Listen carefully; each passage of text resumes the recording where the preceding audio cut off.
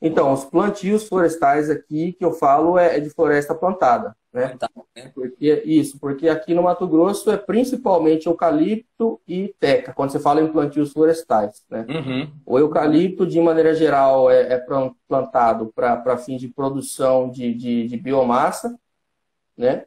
De fins energéticos. E a teca é uma espécie mais nobre, não sei se você conhece. Não.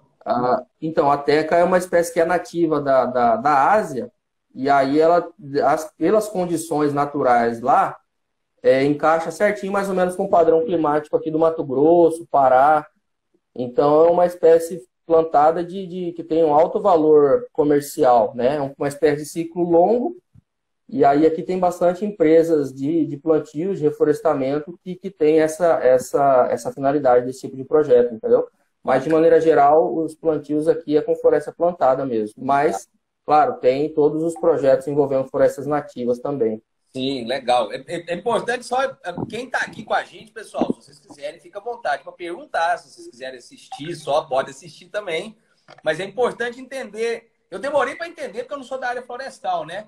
Mas eu acho que pode Uhum, ser, vamos dizer, a gente poderia separar, pelo menos em relação ao licenciamento ambiental, em dois grandes blocos para quem trabalha com a parte florestal, que é a parte de floresta nativa e a parte de floresta plantada.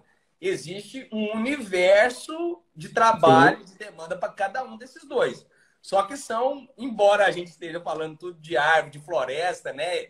E de rendimento lenhoso, de biomassa, etc., são realidades distintas, né? Quando a gente trata de floresta nativa e quando a gente trata de floresta plantada, né? As realidades são outras, os tratos são outros, os objetivos finais também, muitas vezes são Uhum, outros, né?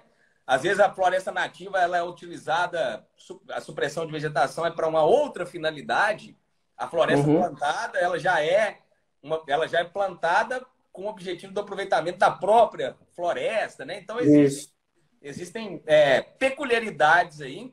E Uhum, eu, por outro lado, eu trabalho basicamente com floresta nativa, né? Porque eu uhum, trabalho com licenciamentos ambientais de minerações, de linhas de transmissão, de empreendimento de geração de energia.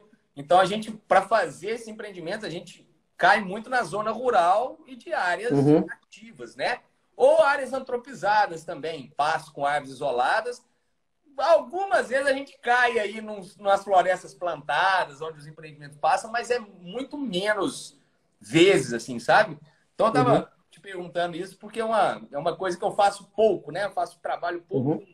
com floresta plantada e mais com Plantada. floresta nativa. E a floresta Mas, nativa, essa questão de identificação de espécies é bem complexo, assim, né? Porque são várias espécies, vários indivíduos que você mede, tem portarias do meio ambiente aí que tratam sobre espécies ameaçadas, tem a lei do Pequi, né? Tem algumas espécies que são protegidas uhum. por lei.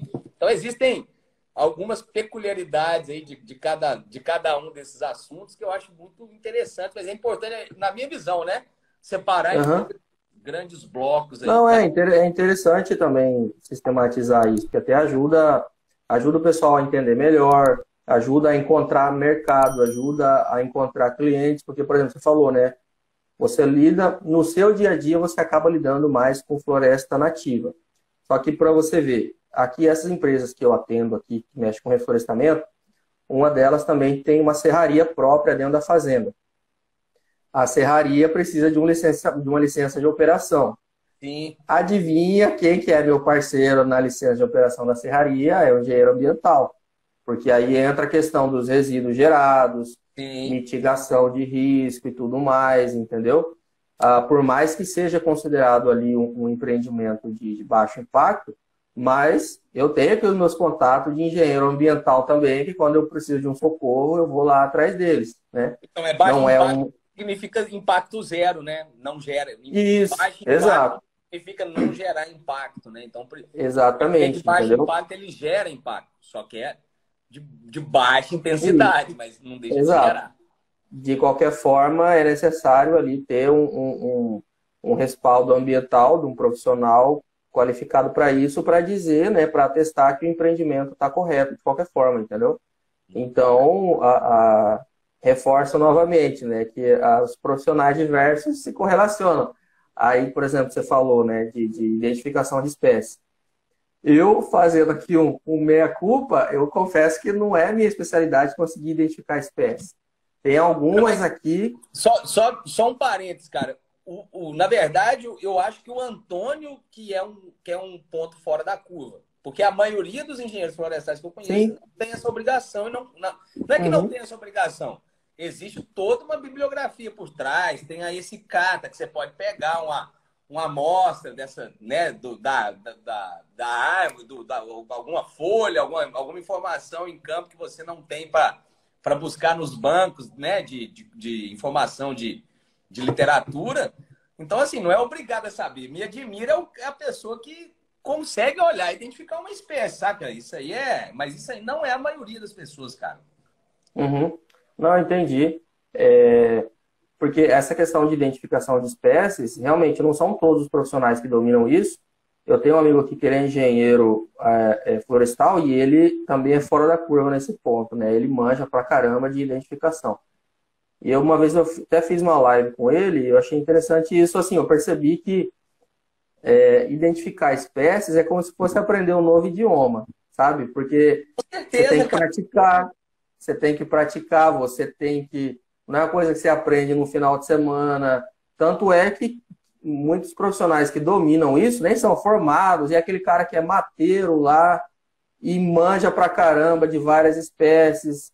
Eu tenho aqui vários colegas florestais que, na hora de ir para o campo, ele tem um identificador lá de espécie, e o cara nunca sentou num banco de faculdade, mas domina muito, entendeu? É Sim. como aprender um novo idioma. Então a gente tem que se virar nos 30 nisso aí também.